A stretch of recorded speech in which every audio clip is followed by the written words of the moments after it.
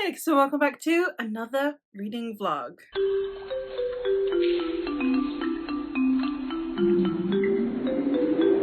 It's the first reading vlog of 2025 and I'm going to start it with a bang. I am going to start it with a game. This year I'm going to have my trusty little spinner wheel here helping me out with picking my reads. So I figured I would introduce the wheel. It is technically a Halloween prop, but I'm using it all year round, hence the stickers. I have my trusty little ghosty here that is to help me determine which exact side. His tail is the defining choice. I have decided to provisionally call him Back because, you know, books and chocoholic. So he is there. He is here to keep me company. And the way the wheel works, this isn't I need to get through my TBR, I need to reduce my TBR kind of video. And it's more about shaking up how I select books, because when left to my own devices, I just kind of pick what's new and shiny. When it comes to readathons, I just obviously go by what is in the prompt. Oftentimes it's not necessarily in my library, and then I just end up getting like an ebook or something. So I end up with, well, a lot of books that I have only my jars at the beginning of the month to help me get through. So I have decided to do some themed vlogs using the spinner wheel. The theme for this one is going to be self-pub. I'm going to be reading any and all of my self-pub books, and I have divided them into dark, romantic or erotic, and epic, just for kicks and giggles. And yeah, the idea is I would spin the wheel, and for example, this one Back has decided is on dark, only just. So I would pick one of the books from here. I'm not going to look at it though. I have shuffled them, so it is all ready to go. So yeah, first vlog of the year. It is currently Saturday, the 4th, I think. I'm in those days where I have no idea. For those of you who don't know, in Spain it is actually still Christmas holiday until the 6th of January, because the 6th of January, because that's actually the 12 days of Christmas. Everyone always thinks it's the days leading up to Christmas. It's not. It's the days after, between the 25th and the 6th. The 6th being in Catholic culture when the 3 wise men arrive at Bethlehem. So the Spanish actually celebrate the 6th as their main Christmas day, because that's the day when Jesus received the gifts, hypothetically, according to the Bible. So yeah, on the 6th is like their main Christmas day. So we're still in Christmas mode until the 6th. And then all the kids go back on the 7th. It's like, that'd be like going back to school on Boxing Day. It's a bit weird, but it is what it is. So we're still in Christmas mode at the moment. So if I'm a bit like, I think today is, for the next 3 days, that's why. And then suddenly it'll be Monday and I'll be like, oh God. So we'll see how this goes. But enough rambling, let's get started. I have 5 in each of the pots, 5 books. If they need replenishing, they need replenishing. I can't imagine I'm going to get through 5 books in a week, especially because some of these are really chunky. But we're going to start. So I'm going to give it a spin and we're going to see what Back decides I'm going to read, shall we? And that is dark. Dark's coming up a lot. I'm a bit concerned. You okay, Back? And we have upside down Die Young by Morgan Shank. Okay, let's go see what that's about. All right, so Die Young by Morgan Shank is the first book in the Runeborn trilogy, and it says, Megan Dross graduated his mage school, the Tower, with flying colours. Then his old schoolmaster burned his rune book and stole his magic. Now the Tower wants him dead. To spare himself, his family, and his people from danger, Megan must find help and answers. His country is on the brink of war, and a school of rogue mages could topple everything. Powerless and on the run, he'll find help through his childhood friend, his estranged sister, a tribal exile, a violent priest, and the daughter of King Terrus, Freytilia's most hated man. This makes for a precarious alliance, but it must hold. The tower's pursuit spreads collateral damage, and as war approaches, it grows apparent that if the tower isn't stopped, every country will fall. Sounds good. I love the cover of this one. It's absolutely gorgeous. So I'm very excited for it, and I'm hoping that I love it. So we're gonna go get started with that, and I will check in probably around the halfway point, and then I will kind of conclude my thoughts with it, and we'll see how we go. I'm hoping to read 3.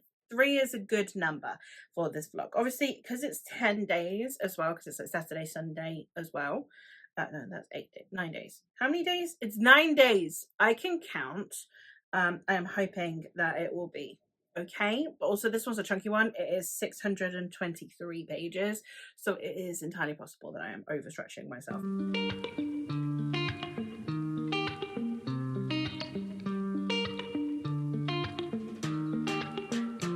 It's Sunday, and I thought I would check in with a quick update. I am nowhere near halfway through the book, but I figured that I would update you anyway since I've started it, and I've already got quite a lot to say. I am about 115 pages on my ebook, but obviously I don't know how much that translates into like physical pages, because my e-reader is saying that I've got 800 and something pages, but on Goodreads it says it's 600 and something pages. So I don't know. I'm somewhere. I'm somewhere in the book, and yeah, I'm on chapter 7. And we've met some characters. We've met a couple of different characters, so I thought I would kind of mention them.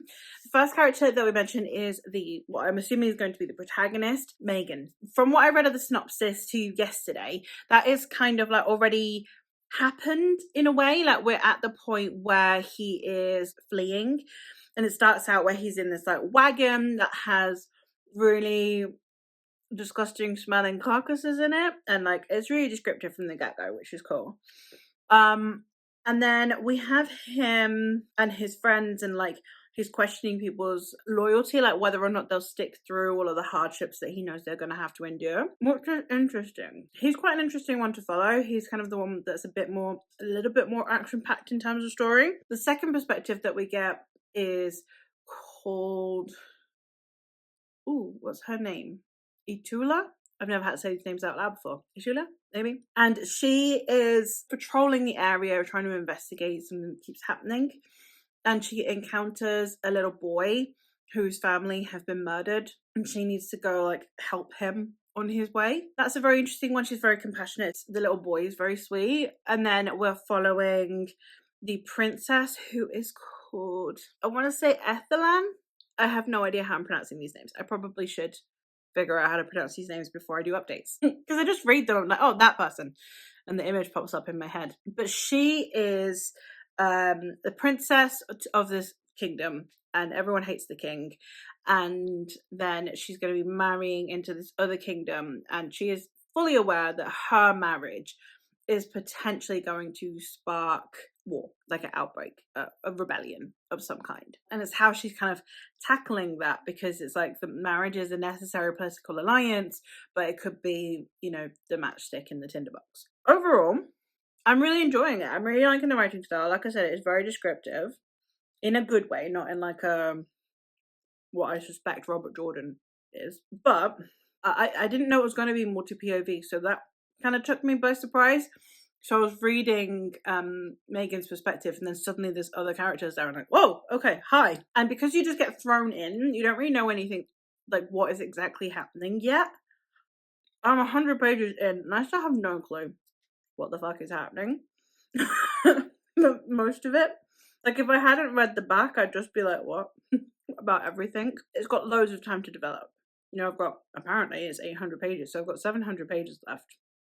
So there's a lot of time for it to develop. So I am very excited, but I am also, at the moment, just kind of along for the ride. I'm not hugely invested yet, but we'll see.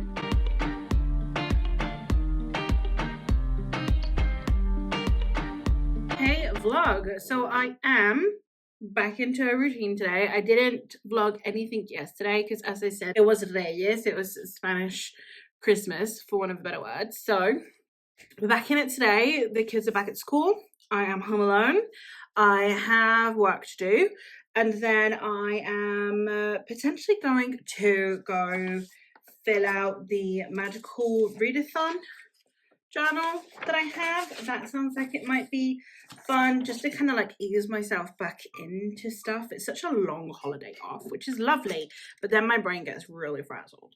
As to the book, I'm a decent ways in now. I think I'm about 500 Kindle pages in, give or take.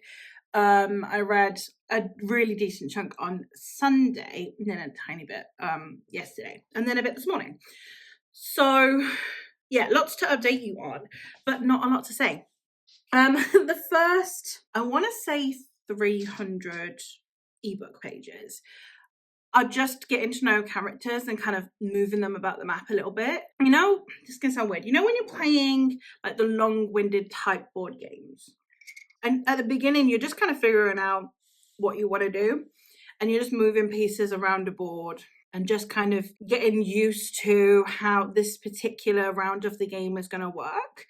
And then as you go on, things get like the stakes enhance, you're nearing the end, you need to get things done before the game ends, blah, blah, blah. Yeah, that's how this book goes. Like the first, like I said, at least 300 pages are just characters moving around, getting into position almost, setting up, ready for when things are actually going to start happening. I feel like this book was really setting up to look like it was going to be like this dark, epic fantasy, very war heavy, lots of brutality.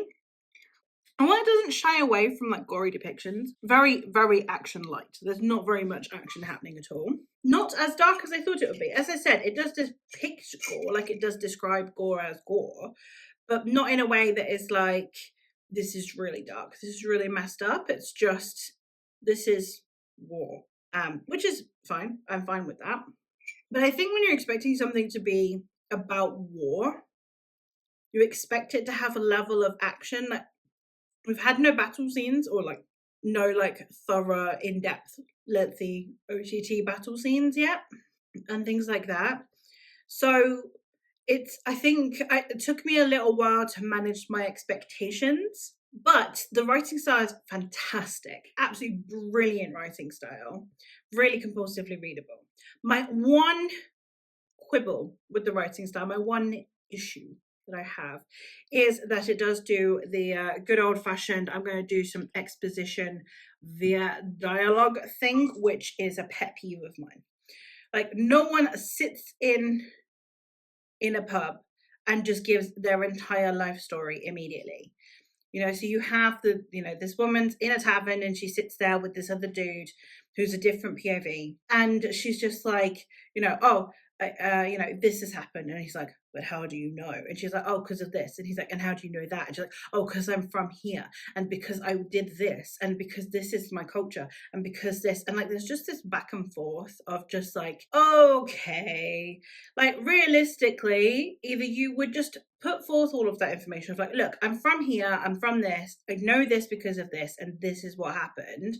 Or if you want to be cryptic about it, it wouldn't just take one prod and you'd be like, oh, because of this. So yeah, I don't know. That's the issue that I have. There were a couple of scenes of exposition through dialogue that were a bit okay. But other than that, brilliant writing style. The rest of the dialogue is fine as well, because dialogue is a big thing in self-pub that kind of goes a bit awry sometimes.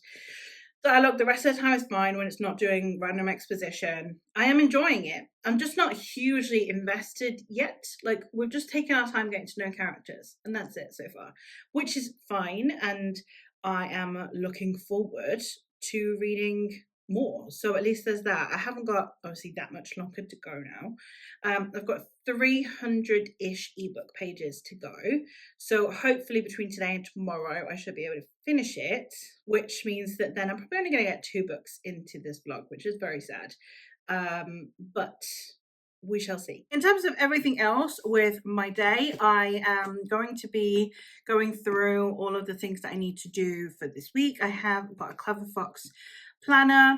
I do rejig it slightly so that it suits my needs. So I have things I need to film, photos I need to take, and then I have work stuff and health stuff going in here as well, including habit trackers. And then I also, at the end, I put stats pages for each month.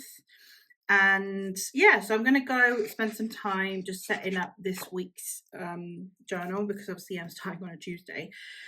And then I also have this planner, which my mum bought me for Christmas, which I am potentially I'm going to transfer my work stuff from here and have this as like just pleasure and personal, and have my work stuff in here. I think that is probably going to work out better for me. And then I also have sections for to-do lists and stuff, which I definitely like keeping track of, you know, what things need to get done for the week. So, yep, that's my plan. Just get myself back into the zone. They weirdly match perfectly, and that is not even deliberate. So, because my mum hasn't actually seen my other diary, my Clover Fox diary, she just bought me the Stitch one, which is fabulous. As I said, I am going to continue filling out my Aurelium Magical Readathon journal that I have. I need to fill in Lightfall, which I did back in December. I've got a vlog for it, I'll leave it linked. And then yeah, I've got a couple of extra bits that I need to finish out in last year's diary. So I need to put in my December stats page and my like yearly stats page. And then I also, so at the beginning of the year, I do like a starting stats of like how many subscribers I had on my YouTube channel, how many followers I have on my Instagram, etc.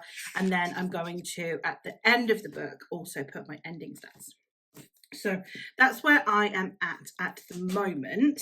And yeah, so I'm going to go sort myself out, get myself organized, and then hopefully I'll actually have some time for reading on my lunch break. And then I've just got a little bit of worky bits to do. I haven't really got very much because stuff hasn't been coming in yet, because obviously teachers are going back today. I do say this a lot in vlogs, but at the minute, what I'm trying to do work-wise is I am a proofreader for academic texts. So, for example, there has been recently a change in the curriculum for the national exam for becoming a teacher. So a lot of people that teach teachers are having to change all of their resources into like to fit the new structure, to fit the new laws, etc. So I am proofreading their resources. So because obviously it's something that still needs editing and that you want to keep an eye on, and you know they're already making the resource and typical editing stuff. So yeah, I proofread academic texts at the moment that have been translated from Spanish into English. And that's what I am doing with my life. But obviously teachers have only just gone back. So basically I am like forcibly pushed into term time only work at the moment, which I've always done. So I'm used to it, like, you know, in terms of like budgeting and things. So that's fine.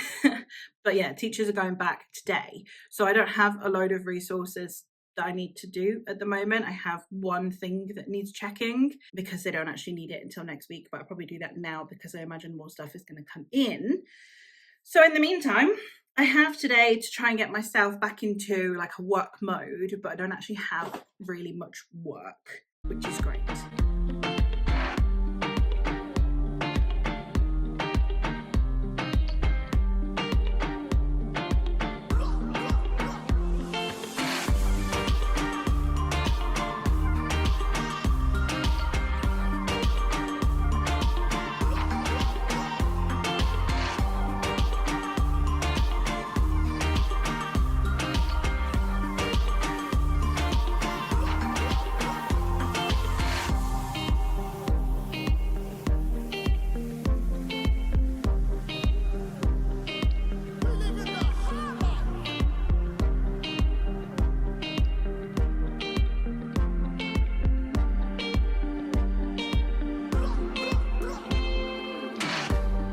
Hey vlog, it is now Wednesday, so I thought I would check in. I have a bigger update than I thought I would have, actually. I ended up finishing the book this morning.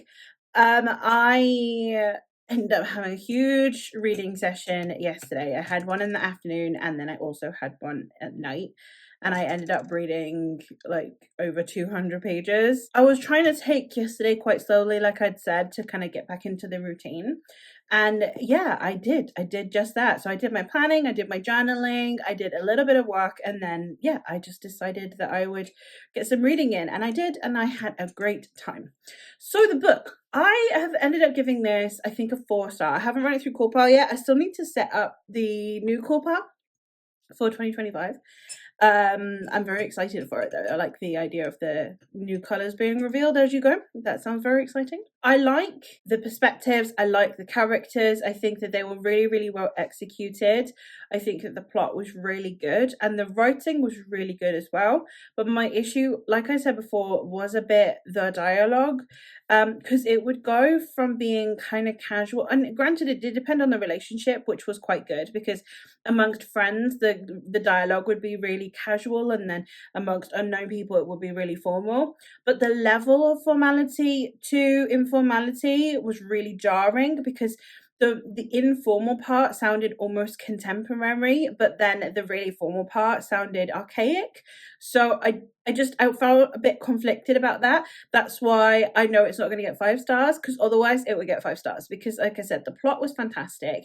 I think that the things that started to get revealed once it actually kicked in were fantastic, and it really did make me appreciate the first half, where it is just getting to know the characters and their motivations, because then you're really well established with these characters, with this world, with why everyone is doing what they're doing. So then when things start happening, you can completely understand their reactions and why they would react that way. I did find Megan a bit annoying. I'm not gonna lie, he's a bit typical kind of male protagonist level annoying. I don't know if you know what I mean by that, but he was annoying. Yeah. And it was just like someone who makes stupid choices, and none of it felt contrived because it was really consistent, but it's annoying nonetheless. Tula is my favorite character, but I do also love Denton. I really liked the princess. Actually, I've given up on trying to say her name out loud. Every time I try to say her name out loud, but I was talking to my husband about it earlier, last night, and I can't say her name. It sounds wrong no matter which way I try to pronounce it, even when I'm looking at the word. So the princess, I really like her character as well. I think that she was really well executed. Oath is very interesting. Oath is the one that I think dialogue-wise is the one I found most jarring, but I really did like Oath. Doska is like your typical buddy, like the kind of character that you always like, that you kind of wish was your friend. Seneca she reminded me slightly of a character that is in what's it called, the EJ Double series, the Fangs of War. Yeah, Fangs of War. She reminded me a little bit of one of the characters in Fangs of War. Only in terms of, like, I feel like if the character from Fangs of War had been in Seneca's position, they would have done similar things, if that makes sense, or that they would get on really well with each other. Like, not that they're the same character, just that they kind of remind me of each other. You know, if you told me they were distant cousins, I'd believe you. That kind of thing. So yeah, I had a really good time. I really liked the bonds that are being built and the relationships that are being built, and the trust that is happening. I am very excited to continue this series. So that's a good start as well, isn't it? A good start to the year when it's a series that you want to continue. I don't know when the next one's out. Let's go do some Googling, since you're right here in front of my computer. Let's go see when the next one is out. Let's see if we have a release date. No mention of the other one. But I do have the Low Country series by Morgan Shank. Well, actually, I have the first book in the Low Country. Now, that one is a weird one, because I don't want to read it in a way because it's a Western, but I also want to read it. And the thing is, I think that they're set in the same world, because they keep mentioning a Low Country in Die Young, and then they also, so in a Low Country synopsis, they keep talking about the claws, which are mentioned in Die Young. So I'm assuming it's the same world but in different eras. So you've got like knights and princesses and stuff in Die Young, and then you've got like a Western style in a Low Country. So I would potentially pick that up sometime soon, just to kind of scratch the itch while I await the next one. I might go ask the author when he has plans for the sequel, because Thankfully, I happen to be in a Discord with him, which means that I can ask questions. So if I do get an answer on that at any point, I'll let you know and you can be informed. But yeah, I finished that this morning and yep, solid 4 stars, really good read. So that means that we need to go spin the wheel again. So come with me and we'll go choose my next read. All right, let's pick my next read. So we were on dark, so let's give it a whirl. Dark again? Gosh, this is going to be a hell of a week. All right, what have we got? Is that the right way up? I can never tell. Ooh, Gunmetal Gods by Zamir Akhtar. Okay, that is one that I have been needing to read, so it's probably for the best. But I would like something else to come up as well before the vlog is over. Here's hoping. God, because now if Epic comes up, I'm definitely not going to have time. Now I just need to hope that romance comes up because I'm fairly certain my romances are substantially shorter. But we shall see. In the meantime, let's go start Gunmetal Gods. Let's go see what Gunmetal Gods is about. Let's just look up the synopsis. They took his daughter, so Micah comes to take their kingdom. 50,000 gun-totting paladins march behind him, all baptized in angel blood, thirsty to burn unbelievers. Only the Janissaries can stand against them. Their living legend Keva once beheaded a magus amid a hail of ice daggers. But ever since his wife disappeared, he spends his days in a haze of hashish and poetry. To save the kingdom, Keva must conquer his grief and become the legend he once was. But Micah writes his own legend in blood, and his righteous conquest will stop at nothing. When the gods choose sides, a legend will be etched upon the stars. I know this synopsis from before, I just wanted to make sure I was getting it right. When I first heard of this story, I really loved that both sides have a level of moral ambiguity and a level of moral righteousness. Like you have one who, they stole his daughter, so he's like, I am not standing for this, and that we stand. We stand a man who cares about his women. And then we, on the flip side, have a guy who is like, okay, but that doesn't mean you get to murder all of my people. And I really like the combo that we have there. So that's going to be very, very exciting. I believe that it has kind of like an eldritch level to it, a bit of a Cthulhuism going on with a monster at some point. It's on one of the covers. I don't think it's on the first one, but it's on one of the covers. And yeah, I am very, very excited to get into this. I think it's quite a chunker. Let's go look at the page count. Oh, not too bad actually. 475. That is fine. That is perfectly doable. Let's go.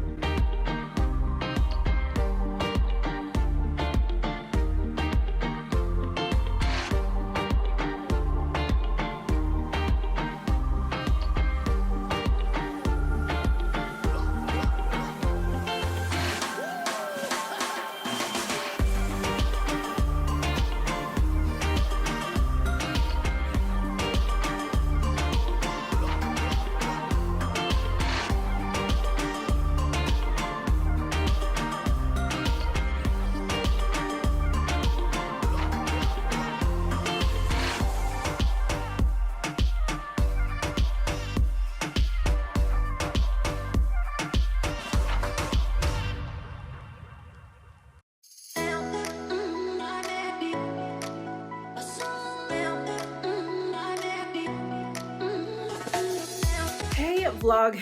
It is Thursday, so I thought I would check in. I was out all morning and then I have been starting to clean my shelves. I'm going to be doing my bookshelf tour video, which potentially will be up before this vlog.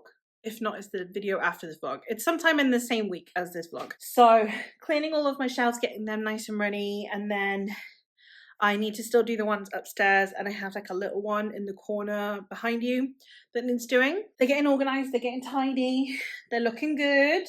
No leaners, no slanters, which is always what we want. But updates. Okay, so first of all, I'll tell you about the book that I'm reading, and then I will do a little haul because the last of my orders that I ordered the end of December or very beginning of January are now here. So first things first, we have an update. So Gunmetal Gods. I am really liking the writing style. I'm finding it very compelling, very easy to get through. This is not the first thing that I have read by Zamir Akhtar. I have read, I want to say it's Light Blade, which is a cyberpunk style story, I think, from what I remember. It's like video game based, and it was good, but it was just lacking a little bit for me, and I am not feeling that with this one. I think that potentially it's the scope, because obviously this is such a long series with Gunmetal Gods. There are currently, I feel like there are 4 books out and 2 novellas in this world already. So there's a lot going on. I really am enjoying the writing style, and I'm finding it easy to follow. I also but I am liking one perspective more than the other. So we have Micah and we have Kevan, and I'm liking Micah's perspective more at the moment, solely because he's such a unique character. Like a character like Kevan, I feel like we've seen before. Like he's not necessarily the most unique character, but Micah feels very unique, and that's why I'm liking reading his perspective more, I think. But they're both really well written. Like it's not necessarily that I am like deliberately being veered one way or another. I think in any case I'm probably being veered more towards Kevin, which also might be then like a pushback subconsciously for me as well. But yeah, I'm liking it. I'm compelled to continue. I'm about 100 pages in, so hopefully I can get another couple hundred today. It's still only 2 o'clock, so hopefully I still have plenty of time to do some more reading. But let's get on with the haul, because that's what I'm excited about. So first things first, I wasn't going to get this until I'd read the first book, because this is one of the few series I don't intend to binge, but it was on sale, so I picked it up, and that is The Howling Dark by Christopher Rocchio, which is the second book in the Sun Eater series. And I'm hesitant about this series. I mentioned it in my, which one was it? My Christmas haul video, potentially, where I mentioned that I've got the first book, because it's been, I keep hearing people say sci-fi for fans of Robin Hobb.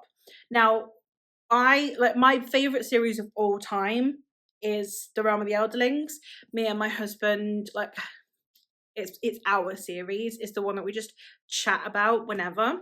So I really am hesitant when someone says that something resembles something written by one of my favorite authors. Well, actually, she's not one of my favorite authors, but she is, because I love The Realm of the Elderlings, but I DNF the Soldier Sun series. So I don't know if she's one of my favorite authors, but she is the author of my favorite series, and I assume that Sun Eater is more being compared to Realm of the Elderlings than anything else.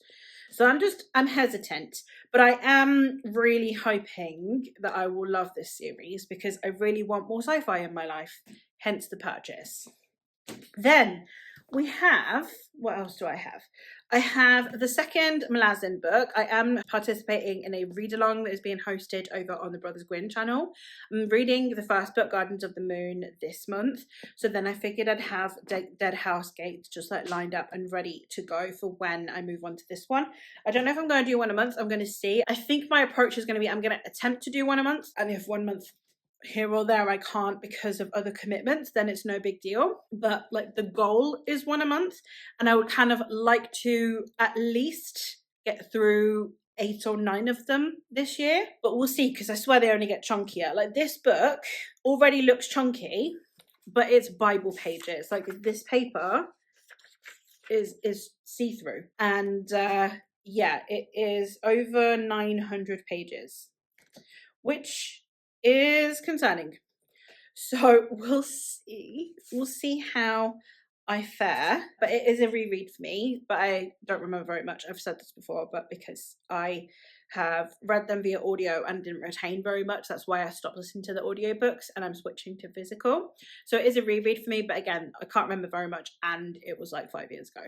So hopefully this time I'll have a better time. I also, so earlier on in the month, but after my entire own TBR and my haul, but before now, I did get The Daughters of Izdahar by Hadir Elsby, and now I have the sequel as well. I ordered them at the same time, they just arrived at separate times, which is The Weavers of Al-Aqsa, which completes this duology. I'm very excited for it. It is West Asian, North African inspired setting. I'm not 100% sure exactly where we fall on it, but I am really excited to get into this. It's feminist apparently, so very, very exciting.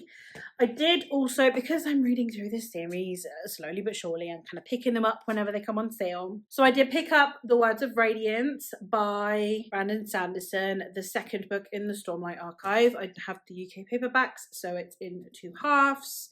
I will be reading the 2 halves separately because I cannot manage a whole book. It drives me insane. And now for my favorite thing in this haul. It's an anniversary present. It was my 10-year anniversary this year, so I spoiled myself a little tiny bit.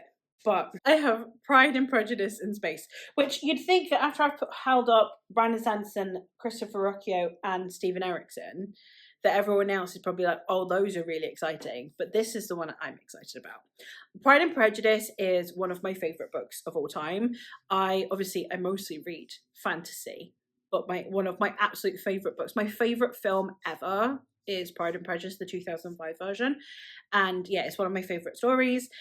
And I always love reading retellings of it. I'm not one of those that is like really essentialist and it's like, no, the best thing is the one that was written by Jane Austen, which it is. But then I just love seeing other people's takes on it. I was telling my husband, one of my favourite things to do whenever I get a new Pride and Prejudice retelling is I love to go and read the first line, because obviously there's the iconic first line from the actual book, which is, "It is a truth universally acknowledged that a single man of good fortune must be in want of a wife." And I love reading different versions, iterations of it. So like the first thing that I'll always do is go flick to see what the author has decided to play with. So this one is, "It is a truth universally acknowledged that a single spacefaring man in possession of good fortune must be in want of a wife." So all of those things, I love reading Pride and Prejudice retellings. And this one is the newest one. It's by Alexis Lampley, who does the Nerdy Ink, which is they do dust jackets and bookmarks and prints and stuff, and I love the art style, so I am very excited to get into this one. It does have like illustrations, it's loads of mixed media, you've got like chat sections and letters and all of these kinds of things, and it's just, I don't know, it's like a new fun way of reading a book I already know I love. So I love going through Pride and Prejudice retellings. It's just a weird little side hobby that I have, and this is a new one, and I'm very excited for it. Also, the art on that cover is absolutely stunning. I don't normally collect hardcovers, but I know that this one, if the hardcovers don't sell out, it's never going to come out in paperback anyway, and because it's a completely different edition, it's not really going to go on my main shelves anyway.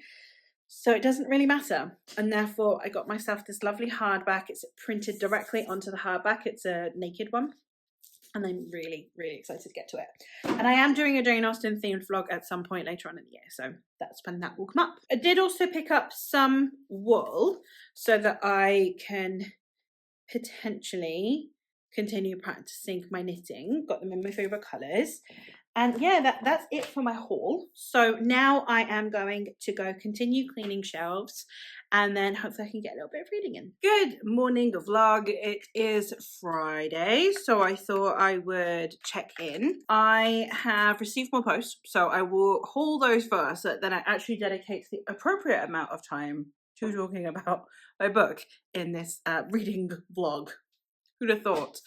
But I bought myself the 28 Days to Bloom, a recipe for self-love and personal growth by Mercedes Hall. Sadie is someone I am privileged to call a friend, and this is a self-help book, especially for managing things like anxiety. So it's very good at getting you to visualize, to plan, to think ahead in a positive and productive manner instead of just panicking about the future, essentially.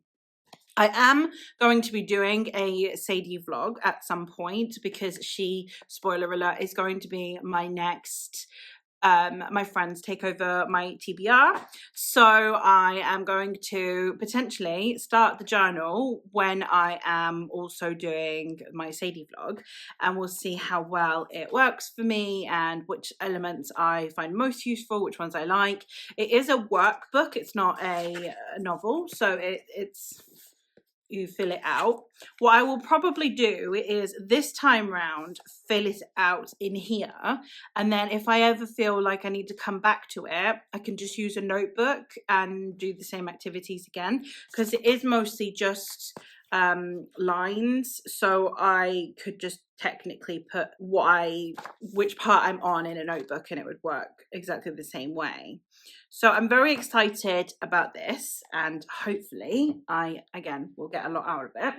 And then my parents got me a cake stand. How cute is this? Look, it's got all of these like little embellishments on it and everything. And it's plastic, which is great because it means that I can disassemble it.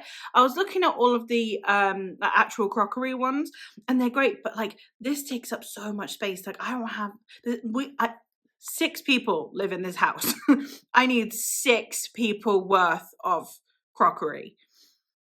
So I need something that can disassemble, and also then it's not at the risk of getting broken. Children. So I'm very excited about this. We have plans for it for the end of the month. You're not going to see it for a little while because it's for a vlog that is like a long time in the works, but I'm having a fabulous time. Now for the actual book that I am reading. So yesterday I said I was about 100 pages in, and then last night I got to chapter 20, I think, which is well over 50% of the way into the book, and I'm actually having a really good time with this book. The world building is probably the thing that I'd say is most noteworthy that I forgot to mention yesterday because I was so excited about the books I needed to haul. The world building is absolutely fascinating because we have what I feel is potentially a somewhat Ottoman setup going on, and then we also have a steampunkiness to it, and then we also have an eldritch Cthulhuism going on as well. So many different elements being brought in a fantastic way with this level of fantasy and alternate history vibe all meshing together in this really fascinating way. I think that the world building is really stand out, especially given that I'm fairly certain that this is Simone Akhtar's debut. So amazing there. My only minor criticism is that in the first, I want to say 40%, I wasn't hugely enamored with the secondary characters that revolve around one of the 2 protagonists. So you have 2 protagonists and 2 POVs, and they obviously then, because they're in separate parts, they also have like a cast of characters around them. And for one of the 2, I didn't feel a huge connection to those around him. Like I really love, so it's Micah. From Micah's perspective, I love the perspective. I love what is being tackled. I love the conversation that's being had around this character, and he's really fascinating to me to read. I said this yesterday. He's kind of the character that I'm finding most interesting of the 2, but I don't feel as emotionally connected or invested in the people around him. They all feel a little bit more distant. While Kevin is a character that I find interesting still. Like I still really enjoy his perspective. I don't find him quite as innovative or unique, but he is an interesting character. But I also like his ensemble cast a bit more. From the 40% onwards, there have been a couple of things that suddenly I've just kind of become more engaged with Micah's cast of characters, but I'm really loving the way that we're questioning both of our protagonists' morality and ethics, the conversations around things like what they are striving to do versus the actual outcomes that they're not considering, the collateral damage, the toll it will take on them and almost like their soul, and all of these elements that are being brought to the forefront in the conversation. So it's very theme heavy for such a book that is so action packed. Normally when it's action packed, it's just like themes are violence. That's not really the case in this one. It is really questioning the morality of the actions far beyond just in that moment what is moral. It's like, what are the repercussions morally and ethically of these actions, which I think is very fascinating and really well handled. So far I'm having a fabulous time. I did read a chapter this morning, so I'm now on I've read chapter 21. So I'm hoping that I can actually finish it today. I need to film. I'm going to go film, I mentioned this yesterday, I'm going to go film my bookshelf tour today. And then I also have one other video that I'm going to film. And that's it. That's me. That's kind of all my plans for today. I would like to also continue updating my Goodreads reviews. That's kind of like my biggest goal for the year, is to get caught up on my Goodreads reviews. Not because I actually like Goodreads as a platform. If it was up to me, I'd probably prefer to use Storygraph. But I know that I read a lot of self-pub authors, and I know that Goodreads is still, outside of the Bookstanet, the most used platform. And I know that Goodreads is where my reviews are most helpful to other readers. So as much as I can't maintain both. I don't have the mental energy to maintain both Goodreads and Storygraph. And yes, I would love to abandon ship and just go over to Storygraph, but I really would like to help self-pub authors. And I just know that that is still technically a chokehold that Goodreads has. So at the moment, I'm on Goodreads, and I need to go update I need to catch up, because in the summer, I think it was in the summer, I fell behind on my reviews and I haven't caught up since. So I need to go continue working my way through. My goal is to do 5 reviews a day. I didn't do any yesterday because I was so knackered after doing, I cleaned my whole house. So I am gonna hopefully do 10 today to kind of balance it out. But yeah, that's where I'm at. So I will hopefully check in maybe later today, who knows, with another update on this one. And yeah, I'll let you know how I'm feeling. Hey vlog, it's mid-afternoon now. The kids are gonna get home any minute now, so I figured I'd quickly check in. I did do some reading this morning, and then I did do some reading at lunchtime, and I finished the book. That's why I'm only just finishing now. I read at lunchtime and didn't eat, so now I need to go eat, and my entire day of eating is completely off kilter, which is not ideal, but I have finished the book.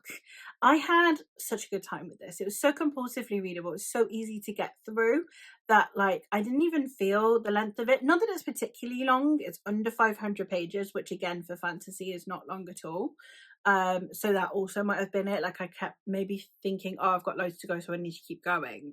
And then suddenly I was coming to the conclusion. It ended a really interesting way. I am excited to continue reading the series. It's not one that I'm I need to pick up the sequel right this second in a way, because I kind of want to sit with my thoughts a little bit longer. So I'm kind of fine with that. But I am very much excited to continue on with this series at some point. So I'm going to end up giving it, I think, a solid 4-star, very much like Die Young. I think I liked it about the same as Die Young, but for very different reasons. Like I said, I did struggle to connect ever so slightly with the characters that are around Micah. I think that he was such an imposing presence that everyone else just felt very, very background for a decent chunk of the book.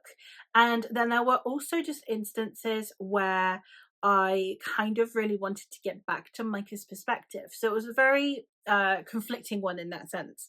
But it was a really good book, and I am really glad to have read it. And I am very excited to see what else happens in the series as it goes on. So that is 2 books down. I've still got plenty of time. It's still Friday. So I figured the sensible thing would be for me to go spin again, and we'll see what we get. I think if I get dark again, I'm going to try spinning it again, because I think then the wheel might be faulty. We're going to give it a go, and we'll see how this turns out. All right. So we were on dark. Let's give it a spin and see what we land on.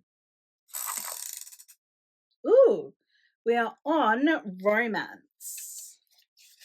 I will prove that it is, it's because Baxtail is on romance. Very close to dark again. All right, what have we got? Is that the right way up? I feel like it's not. Is it the right way? It is. Well, my one erotica that I have in here. We have Learn My Lesson by Katie Robert. Okay, so this is the second book in the Wicked Villains series, a series of contemporary erotica in which we are following a Disney retelling where the princess or the protagonist falls for the villain. So the first one, which is Desperate Measures, is a romance between Yasmin and Jafar. And in this one, this one is the Megara one. I think that this one is Polly, because Learn My Lesson is from the Meg song. So this one is Polly. This one is between Meg, Hades, and Hercules, I believe. So in this, we're in this world where you have like mob territory bosses, essentially.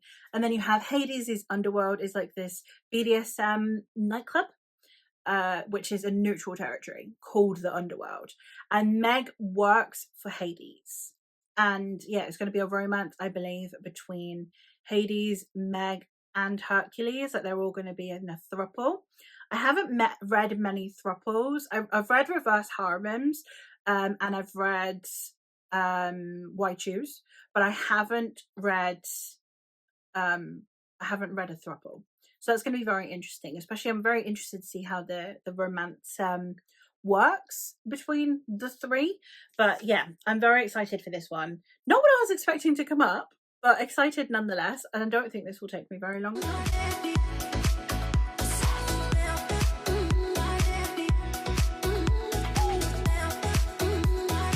Hey vlog, it's Saturday, so I thought I'd check in. I had an impromptu shopping spree today, which was fun. We went to the local homeware DIY place, and I got myself a carpet. Let's go show you.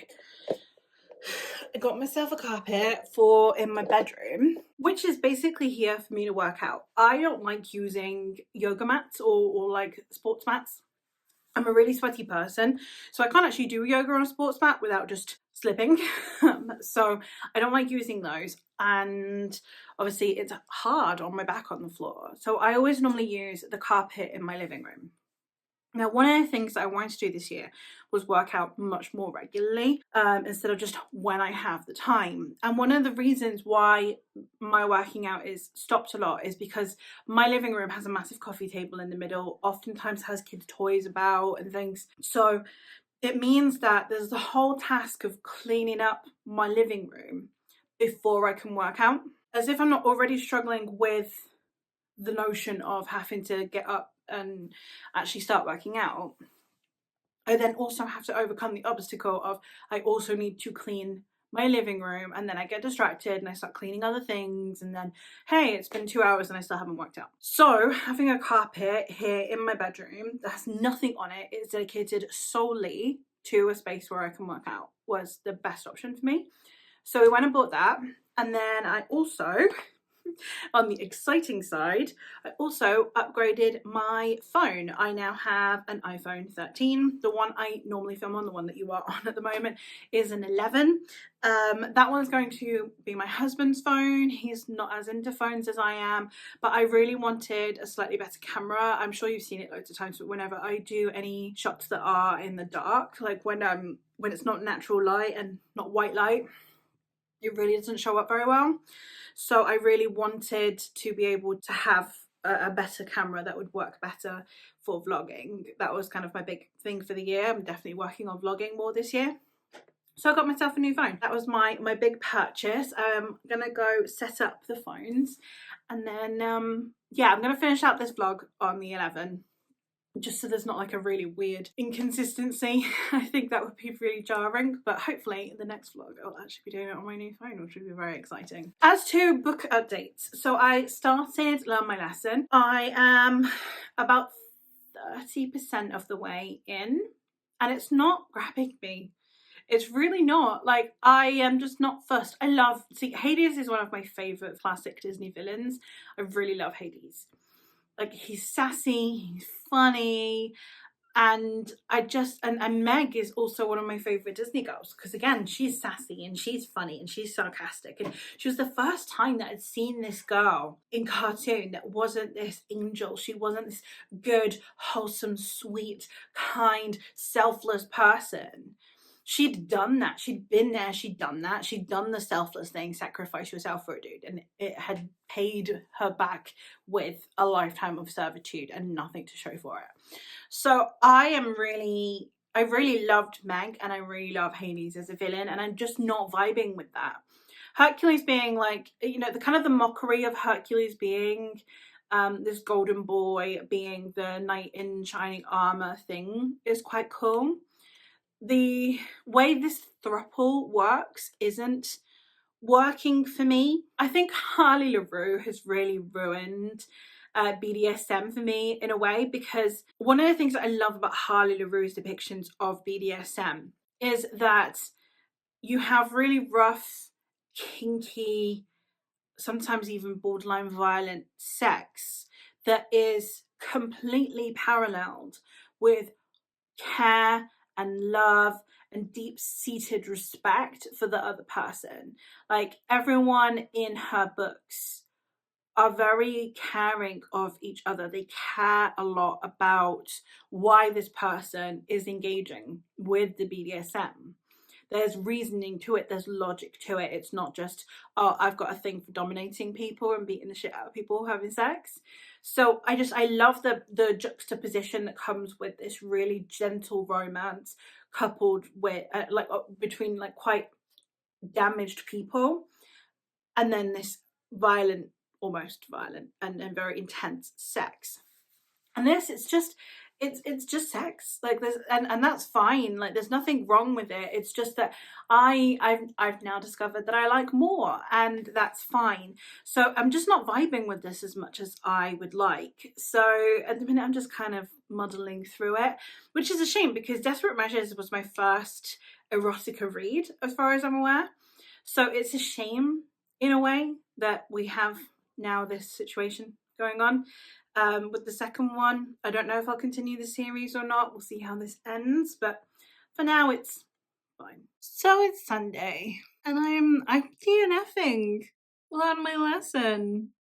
I was so excited for this one. Like I was saying to you guys yesterday, I think it was yesterday, or was it when I picked up the book? No, it was yesterday. I was saying that, like, I love Meg and I love Hades. So this, like, I'm not fussed about Yasmin. Like, she's fine. Jafar's a pretty stellar villain. Yasmin's fine. I like that she's feisty. I like that she's pretty cool. But like, I was way more excited for this one than I was for Desperate Measures, because these are like characters that are in my soul, you know? And it was just not grabbing me at all. I got to over 50% and I didn't want to keep reading. And I was like, why am I doing this? Why am I still doing this to myself? So I just stopped. I literally just stopped reading, which is so sad. But it was just, there's no point. There's literally no point in me continuing. So that's a DNF, which I didn't see coming at all. But here we are. So to wrap up the vlog, gosh, it feels like this vlog has been going on all of my life. It feels such a long one for some reason. But to wrap up the vlog, so we have had Die Young by Morgan Shank, which I ended up giving 4 stars. Like, it's over 4 stars. It's like a 4.5 on Corpal. Loved it, had a great time with it, looking forward to continuing. Me and my friend Esme are provisionally going to be buddy reading the Low Country series, which is set in the same world, which I'm very excited about. And then I read Gunmetal Gods, also 4.5 stars, also had a great time with it, very excited to continue. I have plenty more books in this world to go, so I'm very excited about that. Hopefully I'll make a decent dent in that series throughout this year. And then we have Learn My Lesson, which ended up being DNF, which is so sad, but it is one of those things. So that's it for the vlog. Like, I thought I'd come in and I'd be able to give you like a long update to finish it out, but I don't have anything else to say about Learn My Lesson that I didn't say yesterday, apart from just the lack of willpower to continue. So that's where we're at. It's a shame. But that is the end of my very first Spin a Wheel vlog. I'm assuming that throughout the course of this series, I'm going to make some tweaks to it, but I'm pretty happy with that for a first installment. I think I did a decent job of giving myself a variety of picks in each of the parts, because like, even in the dark one, I'd say Gunmetal Gods, which is steampunk eldritch horror, is very different to Die Young, which is like epic fantasy with some dark elements. I do think in a way that Die Young should potentially have just been in the epic pot, but obviously I didn't know that until reading it. So it's just kind of got like, because when it's going off vibes, it's just my assumptions really that will make the difference. But yeah, that's it. I'm gonna go replace, so I need to replace 2 dark fantasies in the pot for whenever I want to do like a self-pub theme again. I've got it all ready, and I need to replace it with 1 romance as well. So I'm gonna go do that. The next theme is going to be in conjunction with the fact that February is Black History Month. So I'm going to be reading Black authors, and the wheel's slightly different as well. We're going to have comfort zone books, out of my comfort zone books, and series. So we'll see how that goes. But for now, I'm very happy with how this series is starting. It made me read a book that I've had on my TBR for ages, which is Gunmetal Gods. It made me continue a series. Granted, I ended up DNFing it, but it made me continue a series. And it also introduced me to a new author through Die Young. So all in all, a pretty decent result. I'm very happy with it. So let me know if you've read any of these books in the comments down below and your thoughts on them. Also, let me know if there's any kind of theme for the spinner wheel that you would like me to try. I'm always happy to receive suggestions. Next week's reading vlog is just going to be a series reading vlog where I read an entire series. So stay tuned if you want more vlogs from me. But that's all from me for today. So thank you ever so much for watching, and I'll hopefully catch you in another one soon. Bye.